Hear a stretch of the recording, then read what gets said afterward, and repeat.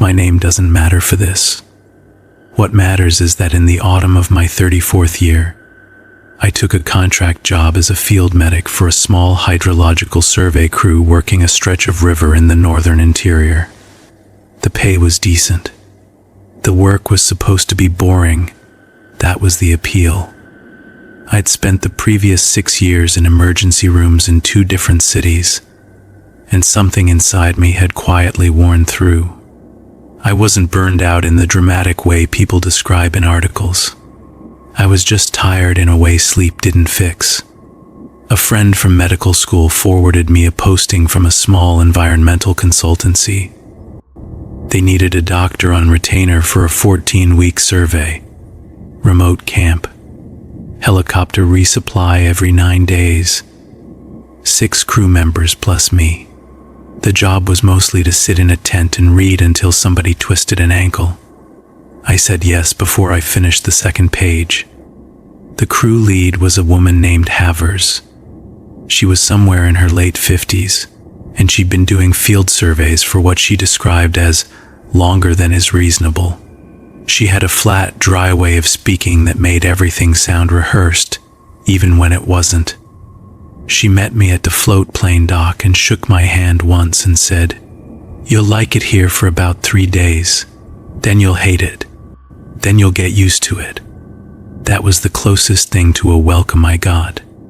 The camp sat on a low gravel bench above the river, maybe 40 meters back from the water. 6 sleeping tents, 1 mess tent, 1 equipment tent, 1 tarp-covered generator, and a long aluminum table set up for sorting samples. The river itself was wide and slow and the color of weak tea. Cottonwoods on the far bank. Spruce behind the camp. No road for 90 kilometers in any direction. The other crew were younger than me except for Havers and a hydrologist named Dumani, who I'd put somewhere around 50. The other 4 were graduate students and contract techs in their 20s. They were friendly enough in the cautious way people are friendly when they're going to be sharing a tent wall for 3 months. On my first night, after dinner, Havers walked me around the camp and showed me where things were. The medical kit, the satellite phone, the bear spray, the emergency beacon.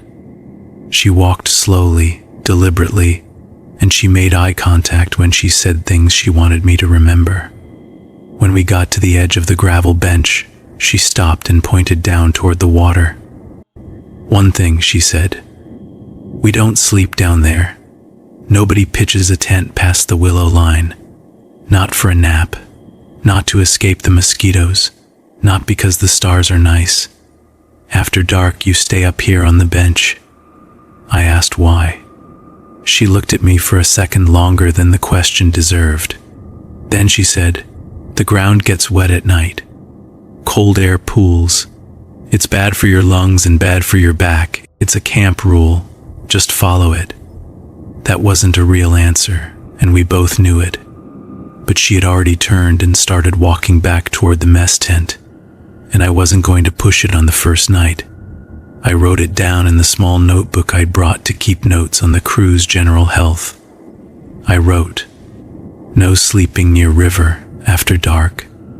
Havers won't say why. I underlined the second part without thinking about it. The first week passed the way Havers had predicted.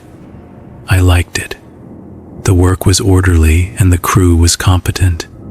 Dumani and the techs spent the days in chest waders taking measurements, collecting water samples, and writing in waterproof field books. I patched a blister, treated a mild allergic reaction to something somebody had brushed against, and otherwise read paperback novels in the mess tent, and listened to the generator hum. The radio, though, kept catching my attention. We had a base station VHF radio in the equipment tent, tuned to a regional frequency that was used by other field crews, float plane operators, and a couple of remote ranger stations. People checked in on it throughout the day. Position reports. Weather. Sometimes just chatter. Havers required a check-in every morning at 0700, and every evening at 1900. She did them herself, in the same flat voice she used for everything. What I noticed in the first week was that the radio went strange around the time the sun finished going down. Not always, but often. There would be a kind of long whisper of static, longer than the usual atmospheric noise, and inside it I could sometimes hear what sounded like someone speaking in a low, even tone, never loud enough to make out words, just the cadence of speech, slow and patient, like a person reading aloud. The first time I asked about it, one of the techs, a young man named Pell, glanced up from his food and said, "Yeah, that happens. Skip across the water or something. Atmospherics." Dumani, sitting 2 seats down, didn't look up at all. He just kept eating. I let it go. The first detail that genuinely bothered me came on the 9th day. I'd gone down toward the river in the late afternoon to wash my hands and refill a water bottle for filtering. The willow line Havers had mentioned was a thick band of low brush about 10 meters back from the actual water's edge, and there was a narrow path through it that the crew used. On the river side of the Willows, the gravel was packed flat in places, and I noticed for the first time that some of those flat places were rectangular. They were about the size and shape of tent footprints, old ones. The gravel inside them was a slightly different color than the gravel around them, finer and paler, the way disturbed ground looks years after. I counted 4 of them along about a 60-meter stretch of bank. That evening, at dinner, I mentioned it offhand. I said something like, "Looks like people used to camp closer to the water." I saw old tent pads down by the Willows. The conversation didn't stop exactly, but there was a small hitch in it. Dumani took a slow drink of his coffee. One of the younger techs, a woman named Rise, looked at Havers. Havers said, "This camp's been used by different outfits for 30 years. People used to do a lot of things." She said it in a way that closed the subject. Pell changed it to something about the helicopter resupply schedule, and that was that.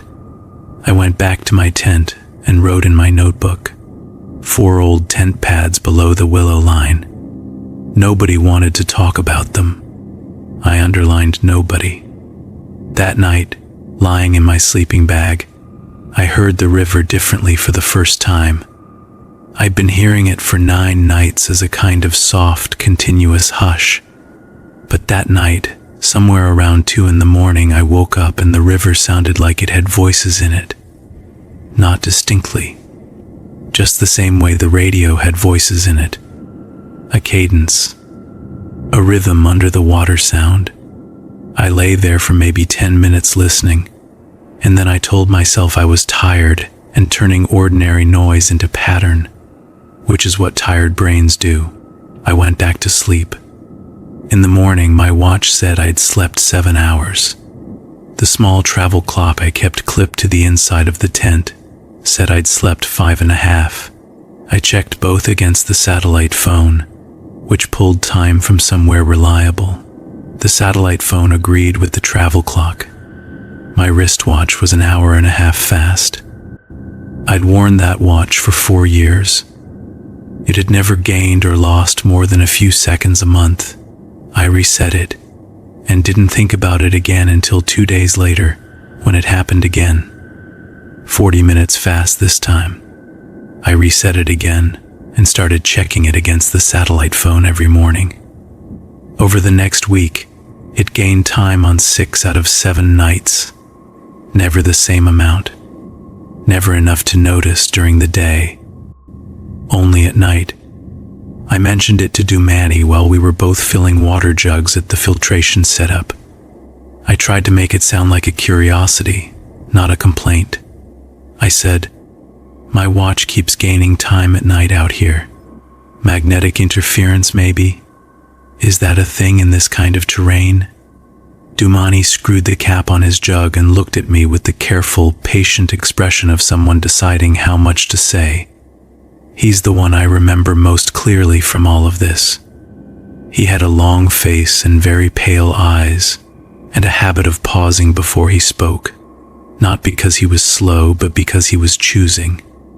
He said, "Watches do funny things out here, compasses too sometimes. It's the iron in the rocks upriver." Then he paused and added, "If you start losing time instead of gaining it, tell May." I asked him what that would mean. He said, "It would mean we need to move camp." He picked up his water jug and walked back to the mess tent. I stood there at the filtration setup for a while after he left. The river was making its normal sound. The sun was warm. A raven was working at something on the gravel bar across the channel. Everything was exactly as it should be, and I had just had a conversation with a man who, very calmly, had told me that under certain conditions we would pack up and leave because of what my watch was doing. I didn't write that one down. I remember thinking, very clearly, that I didn't want to write it down, that writing it down would make it real in a way I wasn't ready for. The radio whispers got more frequent in the third week. I started spending more time in the equipment tent in the evenings, partly because the generator's hum drowned out other thoughts, and partly because I wanted to listen. The whispers came at irregular intervals, but they almost always came after full dark. They had a quality I find hard to describe even now. The cadence was conversational, pauses in the right places, rising and falling intonation like a person telling a story to someone they knew well. Once or twice I thought I caught a single word, but every time I tried to hold on to it, it dissolved into static. Havers walked in on me listening one evening. She didn't say anything for a while. She just stood in the tent doorway with her arms folded. Then she said, "You're not the first doctor we've had out here who got interested in the radio." I asked her what she meant. She said, "The signal's not coming from anywhere you can go to, so leave it alone." I asked her if she'd ever heard words in it. She looked at me with what I thought, at the time, was irritation. Now I think it was something closer to worry. She said, "If you ever hear your own name in it, you come and tell May, day or night. You don't wait until morning. You don't think about it. You come and find me." Then she left. I sat in the equipment tent for another hour after that, and the radio gave me nothing but ordinary static and one float plane pilot checking in from somewhere far to the south. The thing about a place like that camp is that there's no scale to your days. The work runs on its own rhythm. The light changes slowly. You eat the same 6 meals on rotation. The river is always there, and it always sounds the same except when it doesn't. You stop being able to tell whether you've been there 2 weeks or 4. I started, around the middle of the 4th week, to feel a slow, low-grade tension in my chest that didn't go away. It was the kind of feeling I'd had on long ER shifts where I was waiting for something bad to come through the doors, except there were no doors. There was just the river, and the camp, and the radio.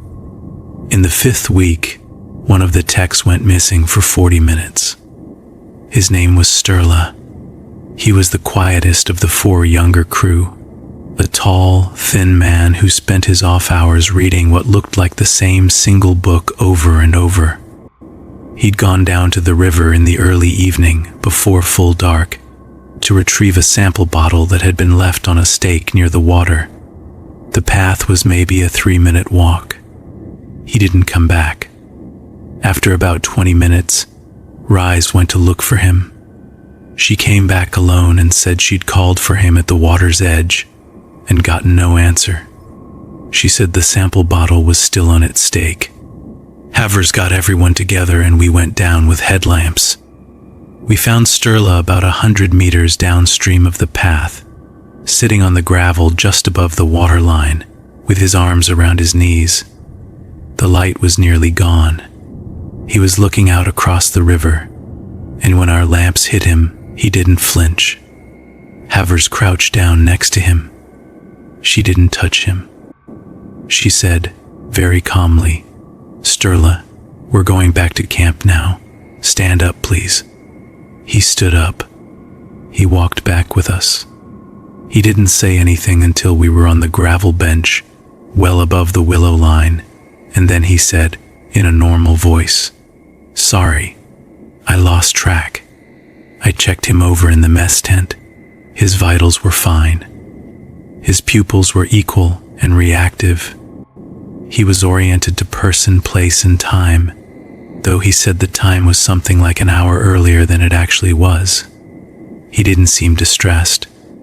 He seemed, if anything, mildly embarrassed. I asked him what he remembered. He said he remembered walking down to get the sample bottle. He said he remembered hearing somebody call his name from further down the bank, in a voice he thought was Pell's. He said he walked along the gravel toward the voice. He said the voice kept being a little further on, and he kept walking, and then he sat down because he was tired, and then we showed up with the lights. I asked him if he'd seen anyone. He said no. He said he'd assumed Pell was just around the next bend. He said the voice was very clear and very close, even though he never caught up to it. I went and found Pell. Pell had been in the equipment tent the whole time, working on a laptop. 4 of us could confirm it. Havers listened to all of this with no visible reaction. Then she went into her tent and came out with a small green logbook I'd never seen before. It was the kind of cloth-bound book with numbered pages that institutions use for official records.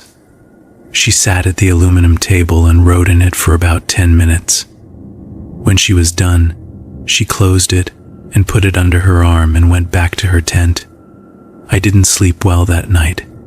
Around 3 in the morning, I got up to use the latrine, and when I came back, I stood for a minute outside my tent and looked down toward the river. The moon was about 3/4 full, and the willows were a black line against the paler gravel beyond them. I couldn't see the water from where I was, but I could hear it. And as I stood there, I became absolutely certain that I could also hear, under the water sound, the slow cadence of a voice. Not loud, not close, just there, talking patiently, the way the radio talked. I went into my tent and zipped it shut and lay on top of my sleeping bag with my eyes open until the sky got gray. In the morning, I asked Havers if I could see the logbook. She was in the mess tent drinking coffee. She looked at me over the rim of the cup, and then she set it down. And then she said, "Sit down." I sat. She said, "The book isn't mine. It belongs to the camp. Every lead keeps it. When this contract is over, I hand it to whoever takes the next one. There are entries in it going back to 1987. I asked her what was in it. She said, "Incidents, things that happened that we needed the next person to know about. Not a story, not an explanation, just notes." I asked her if I could read it. She thought about that for a long moment. Then she said, "You can read the procedures section. You can't read the incident entries. Those are for the lead." She went and got the logbook and opened it to a section near the back and slid it across the table to me. The procedures section was maybe 4 pages of handwriting, by different hands, with different inks, added to over years. Some of the entries were dated. The oldest one I could see was from 1991. The newest was from the previous summer. The entries were short and practical. They read like the kind of operational notes you might find in any remote tech camp manual, except for what they were about. The first entry said, "Camp to be established no closer than 35 meters from active channel. Sleeping quarters on elevated ground only. No exceptions." The second said, Evening radio check at 1900 local.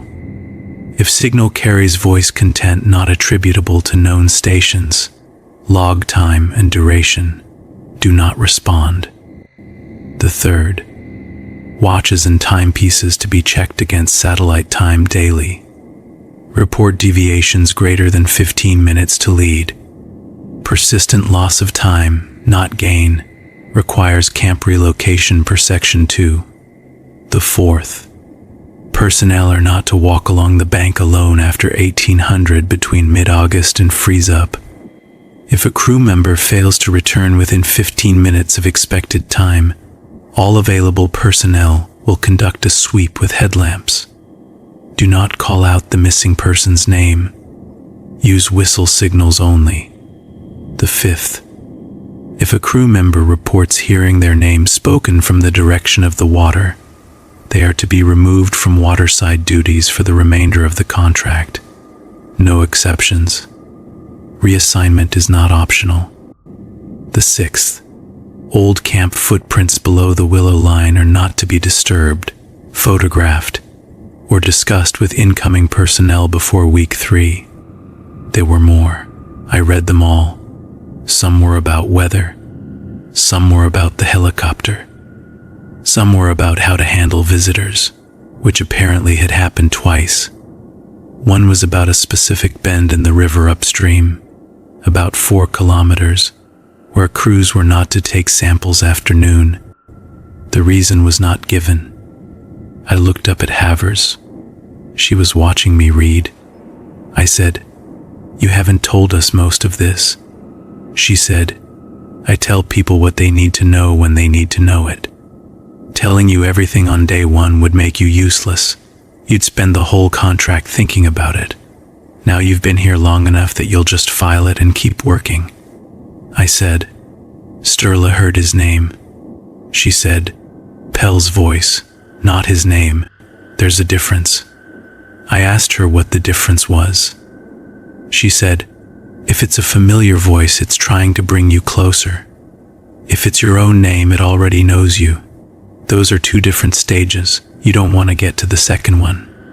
I asked her how she knew that. She took a long drink of her coffee and didn't answer. The 6th week was when I started to understand the shape of what we were inside of, although understand is too strong a word.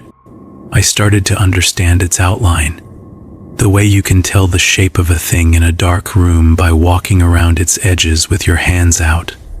Dumani told me a little more, in pieces, over several conversations. He never sat me down and explained anything. He'd say one sentence while we were washing dishes. He'd say another while we were walking back from the sample table. He'd say a third while we waited for the helicopter on resupply day. What I pieced together was this: the river, or something associated with the river, or something that used the river the way we use a road, had a kind of attention. The attention was not constant. It was something like seasonal, and something like tidal, and something like the way a sleeping animal will sometimes turn its head toward a sound without waking.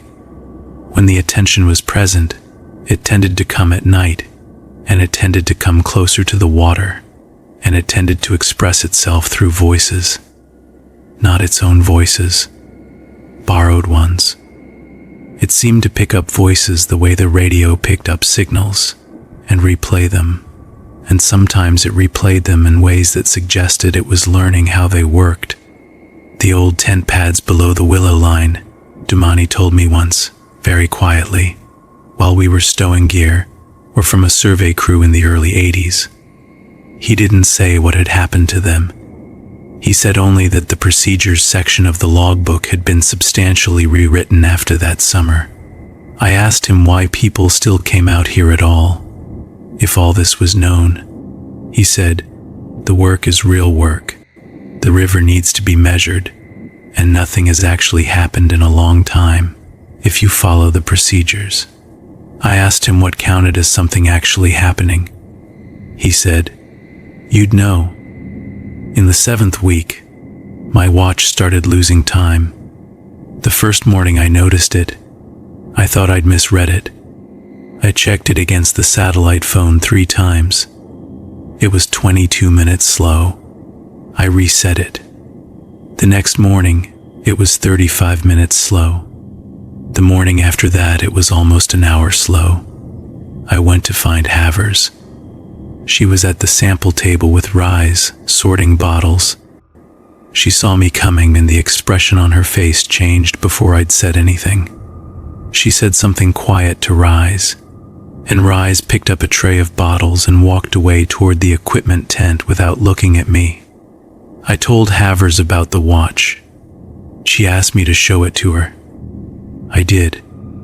She looked at it, and then at the satellite phone, and then she handed the watch back to me and said, "Pack your personal kit. You'll be on the next helicopter. It comes day after tomorrow. Until then, you sleep in the mess tent, not your own tent. You don't go below the bench for any reason. You don't do the evening radio check. If anyone calls your name, even me, even in the daytime, you wait 3 seconds before you answer. If they call again in the same voice, you answer. If they don't, you come find me." I asked her if this had happened before. She said twice. I asked her what had happened to those people. She said, "One of them got on the helicopter." I waited for her to tell me about the other one. She didn't. The next 36 hours were the longest of my life, and also, in a strange way, the most ordinary. The crew worked.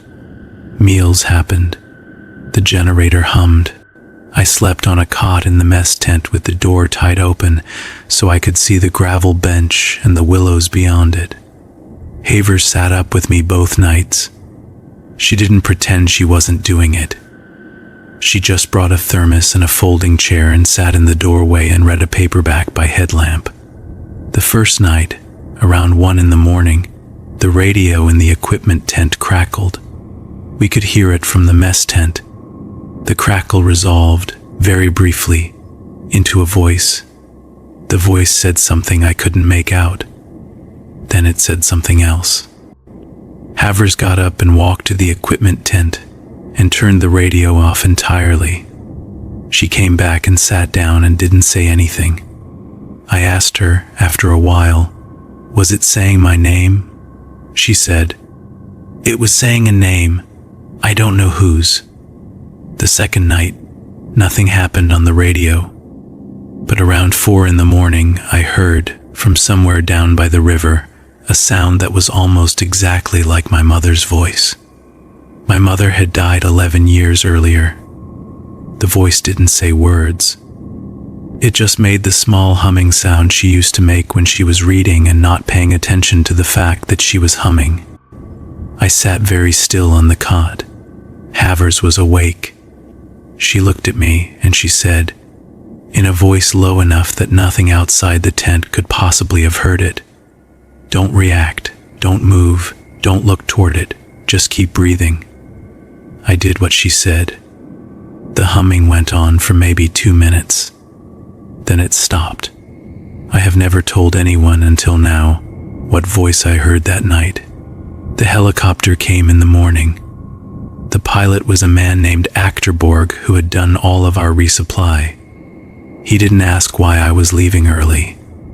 Havers handed him a sealed envelope along with the usual paperwork, and he nodded once, and he didn't ask about that either. Havers walked me out to the landing area. The rotor wash flattened the grass. She had to lean close to be heard.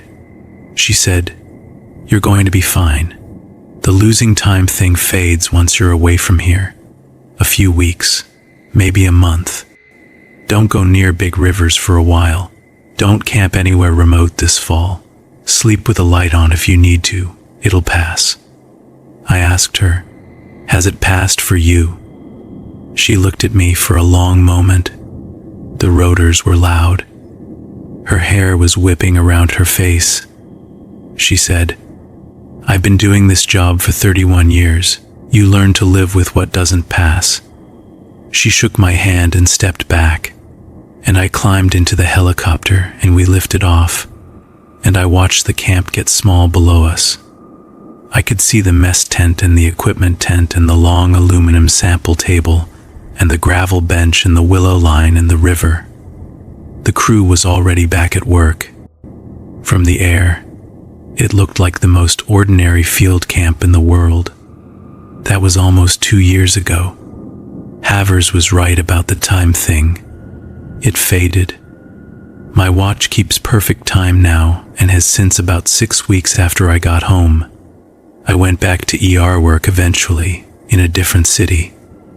I'm doing all right. I sleep well most nights.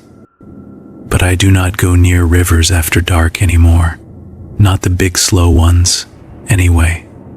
I can walk along a city canal at night with no problem. I can cross a bridge. But standing on a bank, in the dark, with moving water in front of me and trees behind me, is something I cannot do. I have tried, twice, and both times I have turned around and walked back to my car within about 30 seconds. I think about Havers often. I think about Dumani. I think about Sturla and what he heard from the bend in the bank that wasn't Pell. I think about the 4 rectangles of paler gravel under the willows, and the crew from the early 80s whose names I never learned, and the logbook with entries going back to 1987 that someone is still writing in, somewhere, this season. There is one more thing.